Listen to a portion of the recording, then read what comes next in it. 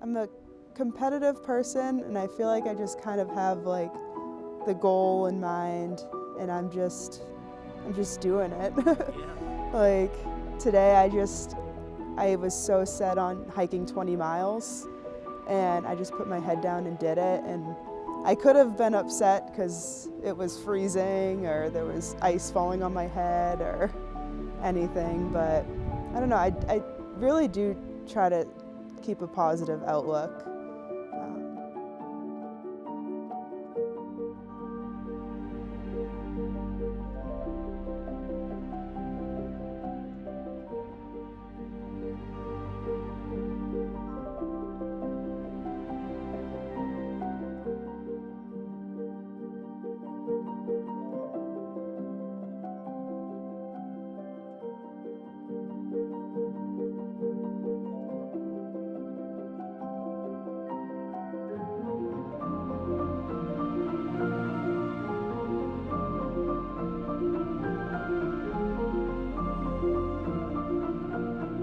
Louder? That's good. No, Okay. we're cool.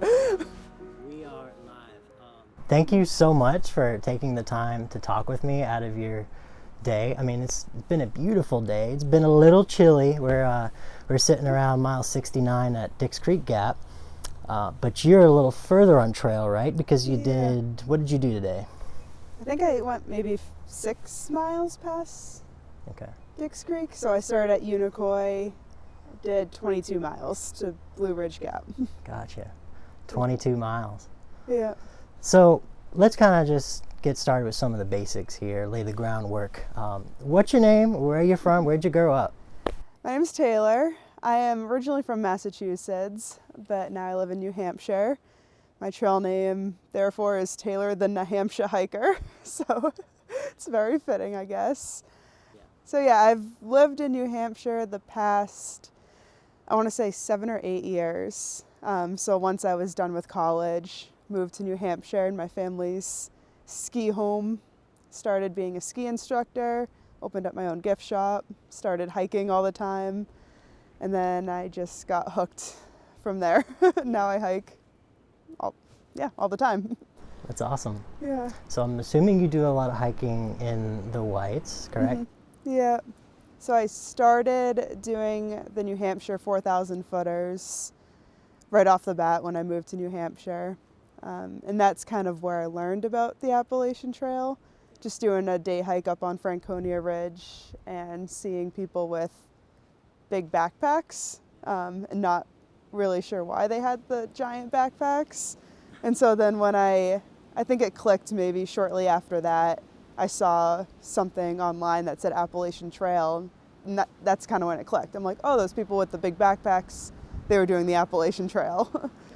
So yeah, I did all the 4,000 footers in New Hampshire, and New Hampshire's known for having like hiking lists to work towards. So I just went from one list to the other and started doing a bunch of stuff up there. Sweet. Yeah. And so that was kind of the beginning of this Appalachian Trail journey for you. This isn't your first time doing the trail, is it? You've done the trail prior? Yeah, so I am one of the unlucky people, I guess, that started the trail March 1st, 2020. And it works out for some people, but for me, I got about 300 miles in and then went home.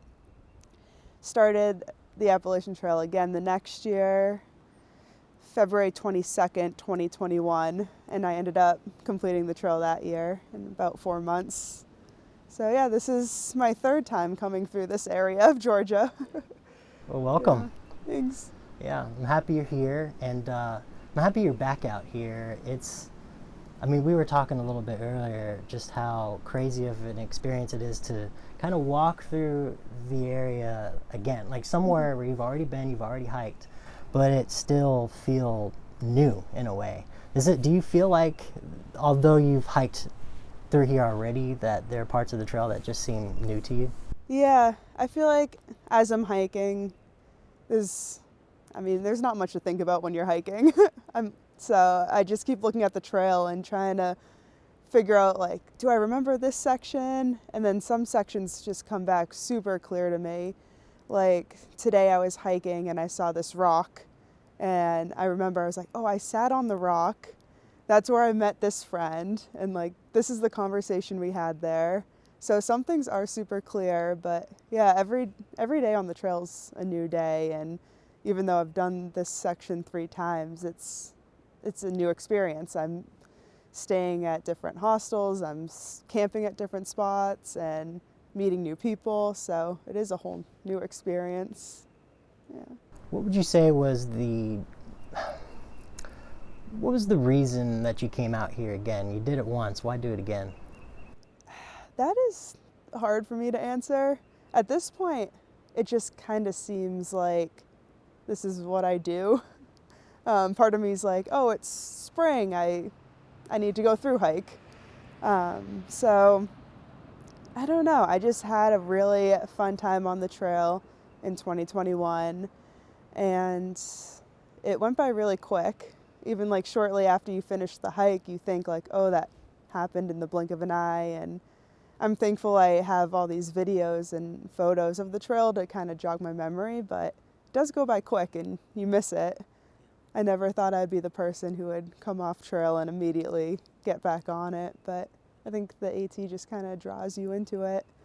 Plus, I have a lot of plans in the future, and so like me and my husband, we want to start a family, we want to, I don't know, just do a bunch of stuff. And so this just seemed like, I don't know, one last adventure for me. Oh, not a last adventure, but it just seemed like I needed some me time on the trail and just to do my own thing again. Yeah. I know you mentioned you do take lots of photos and videos. Did you want to plug your platform? Yeah, so I take videos of the entire hike. I put them up on daily vlogs on YouTube. Under my channel, it's Taylor the Nahamsha Hiker. I make a lot of content there. I took all my videos from last time and kind of put them together into like a 1-hour documentary video, which was fun. So yeah, I'm out here making lots of videos. It's something that keeps me like creative on trail. So there's only so much you can do while you hike. So having like this little project that I'm working on and taking the videos and at the end of the day putting them together and creating these YouTube videos, it's really enjoyable for me. I think it's a big part of my hike that I like. I like the content creation, but I also like the hiking and the fact that I can do them at the same time. It feels really nice. Yeah. So you mentioned you're out here alone, you're out here solo, but you're not solo in life. You mentioned you have a husband. Yeah. I have a husband and a dog. Me and my husband are kind of newlyweds, I guess. We've been married for 7 months. And he doesn't hike. I know that's a common question everyone has, but he's really supportive. I remember it was a lot of like his idea for me to do the through hike to begin with, because I was really fascinated with the AT once I learned about it. And so I kept learning more and reading things, and he noticed like just how fascinated I was with that concept. So he told me to, hey, why don't you do that? And so I think I never thought of doing the trail myself, and just that little push really helped. And because this was maybe like 2018 or 2019, and I was like, oh, like, what do you think, like 2022, 2023? And he's like, no, like, do it next year. Like, you don't have to wait that long. So he's supportive, wants nothing to do with hiking himself, but it works. I love that you have somebody that supports your dreams and ambitions. Yeah. That makes me very curious. I find that so interesting, that dynamic between between spouses, between partners and loved ones, when you may not have something very in common as it relates to, you know, your love for thru hiking. He doesn't, I'm sure he likes hiking, but he doesn't love thru hiking, and so he's not with you out here. And I've met a lot of other people who are in that same position, and sometimes their significant other reacts in different ways. Some are a little jealous, some are a little bitter, but your husband seems to be very supportive in that. I'm interested, if you don't mind answering, what what do you think enables the both of you to feel secure in that separation of him being there, you being out here? What's the dynamic between you two that you think enables that? It's never been much of an issue. I think he knows how independent I am, and he knows I could be a little stubborn too. So just me being out here, I think he can just tell, like, I'm out here to through hike, I'm determined. I'm going to do it as quick as I can because I do want to go home.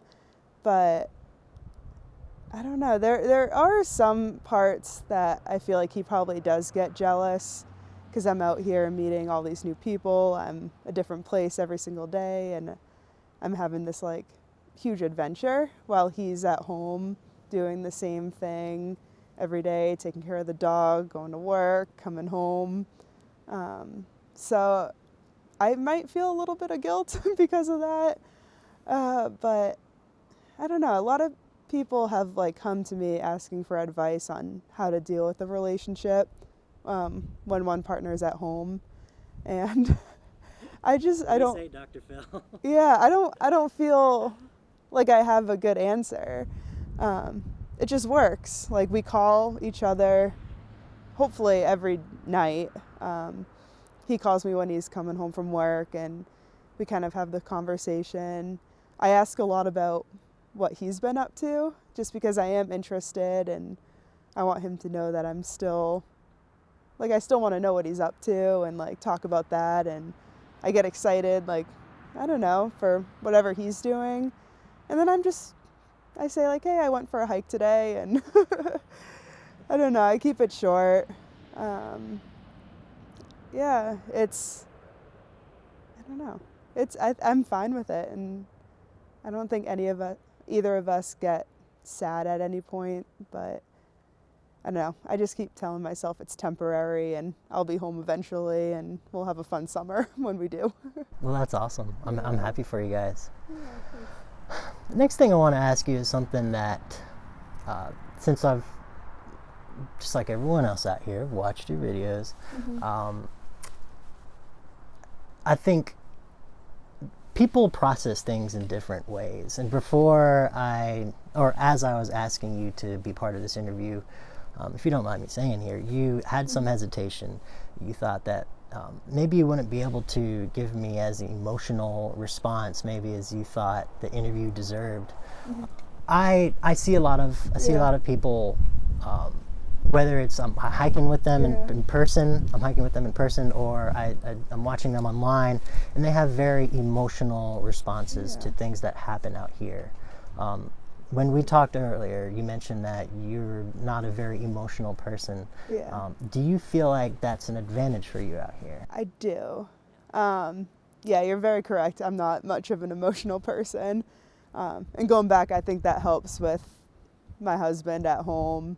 I think we're both kind of very matter of fact about the situation. Like, I'm through hiking, I'm not going to see you for 4 months. But yeah, I think out here I'm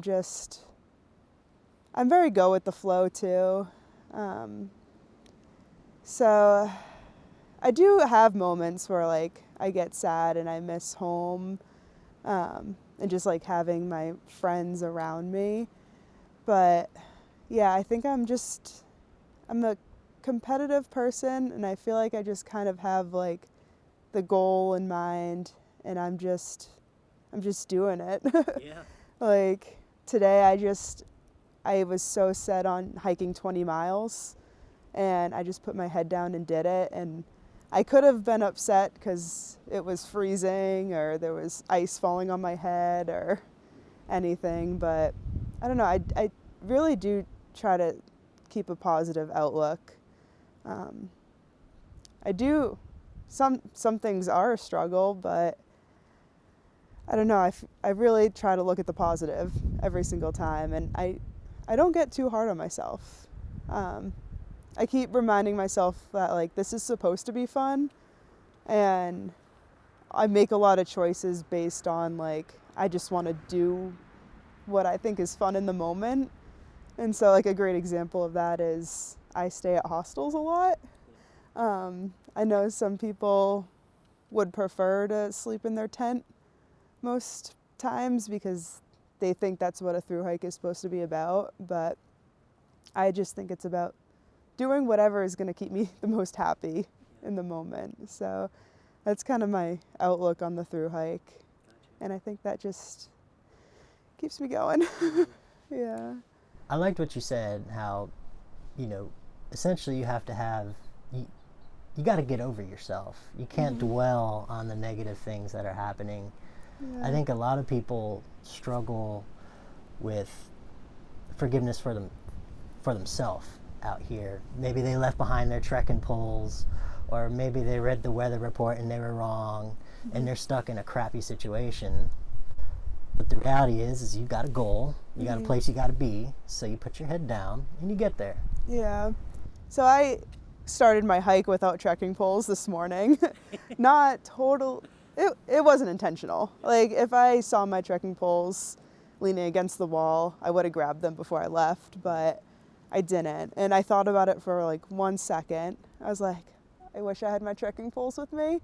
But then in that moment, I'm like, there's nothing I can do. So I just kept hiking and I didn't think about it at all. And I did look at the positives. I'm like, well, now it's freezing and I'm going to hike with my hands in my pockets and that's going to be fine. So there is a positive from some crappy situations.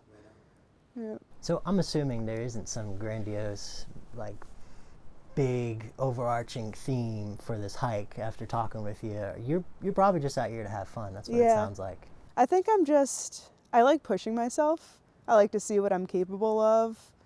So I just get the most enjoyment from like setting these small goals. Like, I'm going to hike 20 miles.